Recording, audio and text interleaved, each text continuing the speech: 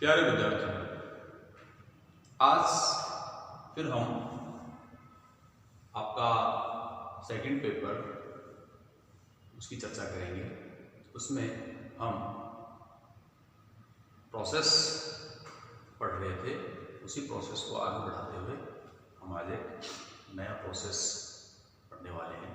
Process means खनिज के बनने के प्रोसेस, खनिजों के जो बनने के, उनके निर्माण के जो मेथड्स हैं, उन मेथड्स को हम देख रहे हैं, पढ़ रहे हैं। तो उसी में से हमने इससे पहले के वीडियोस में कई सारे मेथड्स को जानने का प्रयत्न किया, जिसमें मैग्नेटिक कंसंट्रेशन प्रोसेस आपने देखा, आपने हाइड्रोथर्मल सॉल्यूशन प्रोसेस देखा, जिसमें आपने कैविटी फिलिंग्स और रिप्लेसमेंट डिपॉजिट्स दोनों के बारे में पढ़ा। आपने वेदरिंग प्रोसेस को जानने का प्रयास किया, आपने रेजिडुअल कंसंट्रेशन प्रोसेस को जाना। तो उसी को हम आगे बढ़ाएंगे। आगे बढ़ाते हुए हमारा आज का जो प्रोसेस है उसका नाम है मैकेनिकल कंसंट्रेशन प्रोसेस। हिंदी में इसको बलकृत सांद्रण प्रक्रम लिखा जाता है।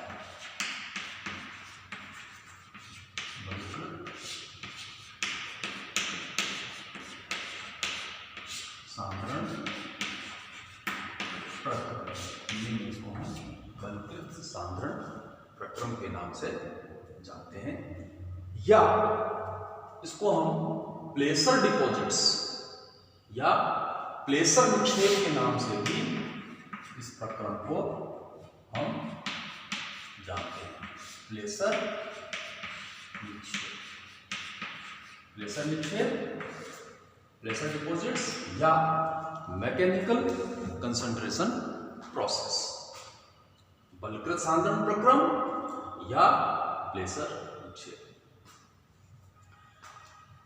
इस प्रोसेस में मुख्य रूप से होता यह है कि जो अधिक घनत्व वाले खनिज हैं, हाई डेंसिटी वाले जो खनिज हैं, उनका लो डेंसिटी या कम घनत्व वाले खनिजों से पृथक्करण होता है, अलग होता है। अधिक घनत्व वाले खनिज जो हैं वो कम घनत्व वाले खनिजों से प्रकृति के जो स्रोत हैं, जल अथवा वायु, उनके माध्यम से उनके द्वारा कम घनत्व वाले खनिज और अधिक घनत्व वाले खनिजों को एक दूसरे से अलग किया जाता है। तो सबसे पहली आवश्यकता ये होती है, और फिर वे सांद्रित होते हैं, कंसंट्रेट होते हैं। तो इस प्रोसेस में दो चीजों का होना आवश्यक है। क्या? एक तो अधिक घनत्व वाले खनिजों की उपयुक्त मात्रा हो, और दूसरा एक कोई उपयुक्त स्थल हो जहां वे एकत्र हों, और तीसरा वे सांद्रित या कंसंट्रेट हो सके। तो इस प्रकार आप मैकेनिकल कंसंट्रेशन प्रोसेस या बलकृत सांद्रण प्रक्रम, या जिसको हम प्लेसर निक्षेप, प्लेसर डिपॉजिट्स कहते हैं, उसके लिए ये आवश्यक होता है।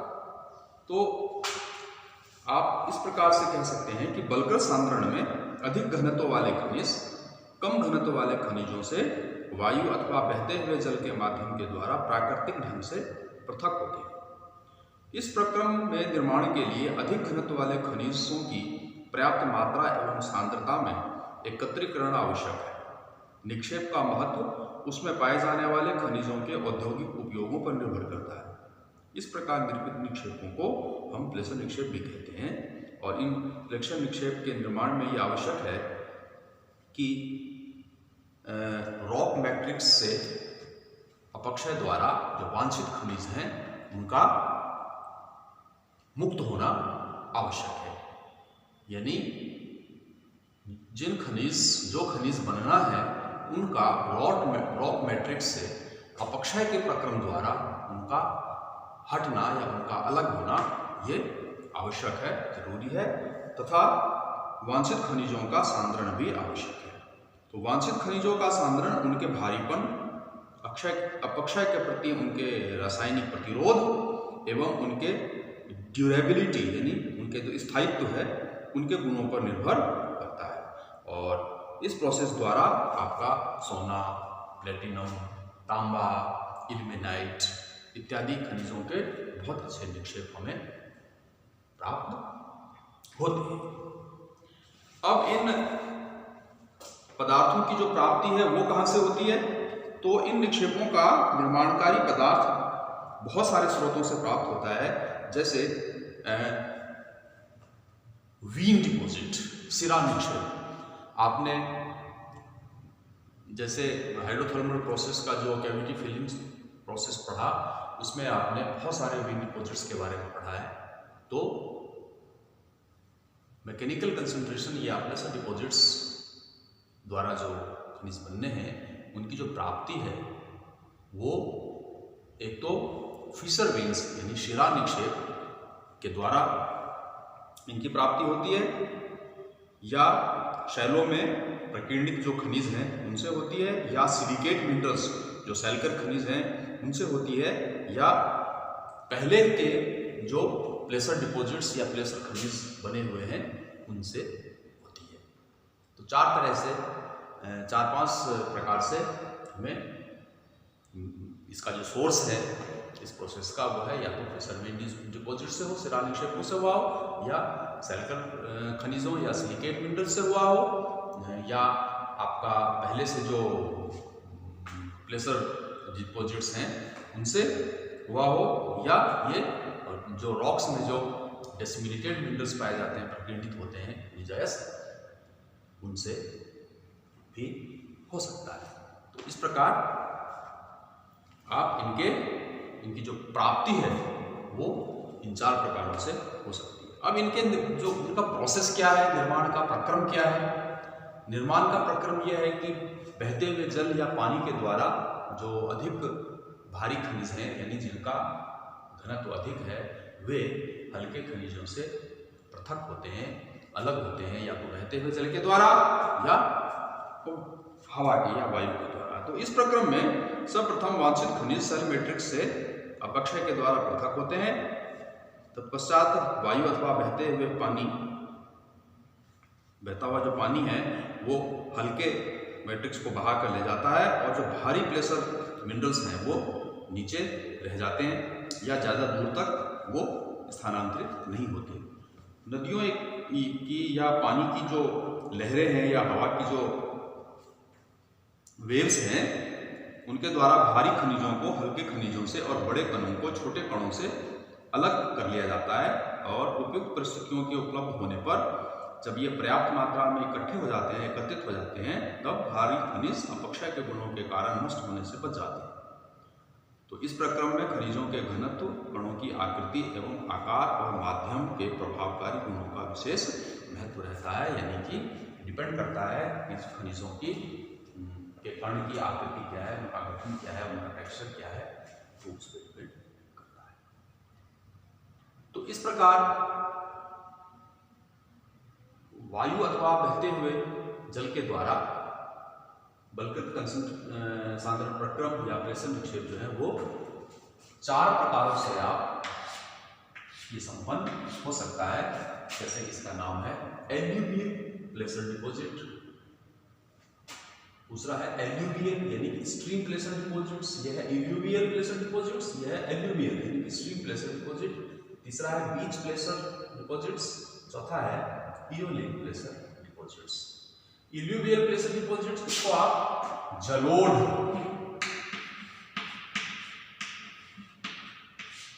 प्लेसर भी इसको आप कह सकते हैं। एल्यूवियल को इसका नाम इसको आप कहते हैं अनूप प्लेसर, ये कहलाते हैं अनूप प्लेसर। एल्यूवियल को कहते हैं जलोढ़ प्लेसर।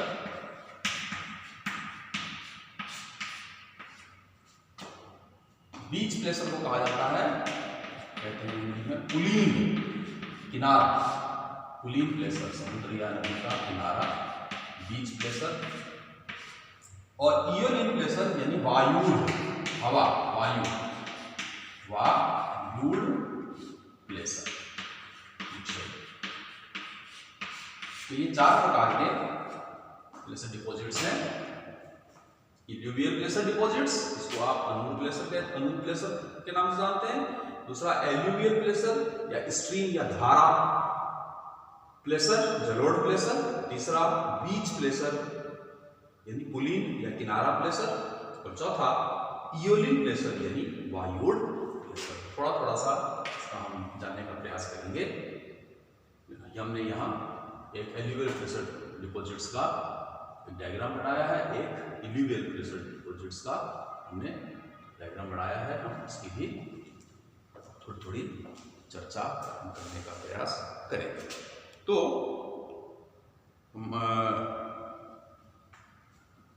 वायु या जल यानी माध्यम, और जो इकट्ठा होने की जगह है, संचय स्थल यानी माध्यम, और इकट्ठे होने के स्थल या संचय स्थल, माध्यम अथवा संचय स्थल के आधार पर प्लेसर निक्षेपों को आप इस प्रकार 4 भागों में बांटते हैं। एल्यूवियल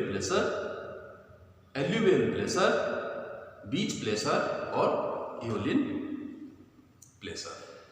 अपक्षय के फलस्वरूप यानी वेदरिंग के फलस्वरूप जब किसी पहाड़ी के ढाल पर मलबा बनता है, तब अपेक्षाकृत भारी कण हल्के कणों की तुलना में नीचे की ओर धीरे धीरे बढ़ते हैं और ढाल पर ही इनका सांद्रण प्रारंभ हो जाता है।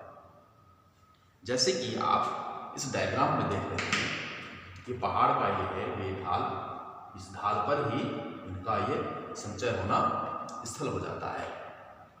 जैसे जैसे ये ढाल से नीचे की ओर आएंगे तो जो हल्के होंगे वो काफी नीचे तक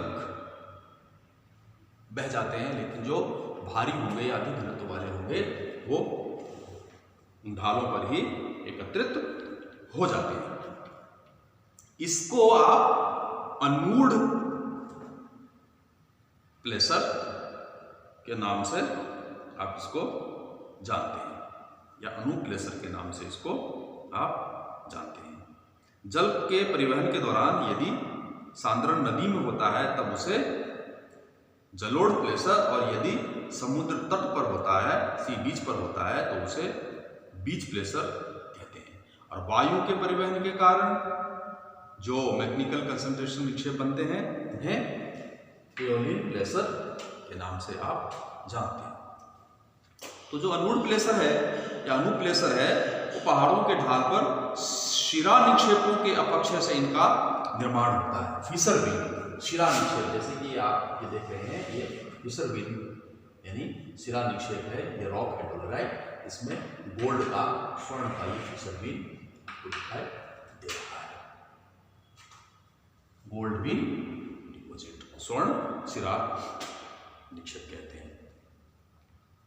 और इसके द्वारा सोने के अलावा टिन और मैग्नीज इत्यादि का भी निक्षेपण होता है। दूसरा है आपका एल्यूवियल यानी जलोढ़ प्लेसर। यह प्लेसर निक्षेपों में सर्वाधिक महत्वपूर्ण निक्षेप है और इस वर्ग के निक्षेपों से बड़ी मात्रा में सोना, टिन, प्लेटिनम और जेमस्टोन्स यानी रत्नों की प्राप्ति होती है। खनिज कणों को अलग अलग करने में प्रवाही जल का विशेष योगदान होता है। ये हल्के खनिज कणों को भारी खनिज कणों से अलग करता है और भारी खनिज कणों को नदी तली में लिए लुढ़काता लेके जाता है, और भारी खनिज नदी की तली में बजरी के साथ एकत्रित होते हैं तथा बाढ़ के समय नदी के वेग में वृद्धि होने से बजरी के साथ डाउन स्ट्रीम यानी अनुप्रवाह दिशा में स्थानांतरित होते हैं। भारी प्लेसर खनिज बाढ़ की समाप्ति पर नदी के कछारों यानी कि किनारों में उपयुक्त स्थल पर जमा हो जाती है। संचय के लिए जरूरी है कि नदी में मेंड्रिंग हो, नदियों में मेंड्रिंग यानी कि विसर्पण। आपने देखा होगा कि नदियों में कई बार पानी एक में भंवर टाइप उत्पन्न होते हैं, नदी एक जगह पानी जो है वो घूमता जाता है, तो दो जो कर्व हैं नदी के मेंड्रिंग के, उनके किनारों पर, बाहरी किनारों पर इस प्रकार से खनिज निक्षेप जो है वो जमा हो जाते हैं। तो हम ये कह रहे हैं कि एल्यूवियल इन रिवर में जमा हो जाते हैं। तुलीन प्लेसर निक्षेप या बीज प्लेसर के लिए इनका निर्माण समुद्र तटों पर समुद्री लहरों के द्वारा होता है। जब एक पानी की लहर आती है तब वो तट पे अपने साथ लाए हुए जो खनिज पदार्थ हैं उनको डंप कर देती है, लेकिन वही लहर जब वापस लौटती है समुद्र में तो अपने साथ हल्के पदार्थों को वापस ले जाती है और भारी पदार्थों को वहीं डंप करती जाती है और धीरे धीरे वे सांद्रित हो जाते हैं और खनिजों का रूप ले लेते हैं। उसको आप बीज प्लेसर या तुलीन निक्षेप के नाम से जानते हैं। उसी तरह से वायुड़ या वायुकृत जो प्लेसर है, इओलिन प्लेसर है, इसका निर्माण वायु के द्वारा होता है। मुख्य रूप से सोना इसके द्वारा हमको प्राप्त होता है और ये मुख्य रूप से रेगिस्तानों में हमको ज़्यादा देखने को मिलता है। तो इस प्रकार मैकेनिकल कंसंट्रेशन या प्लेसर डिपॉजिट्स जो है उसको आप इस तरह से 4 भागों में बांट के अब फिर आप उसको देख सकते हैं।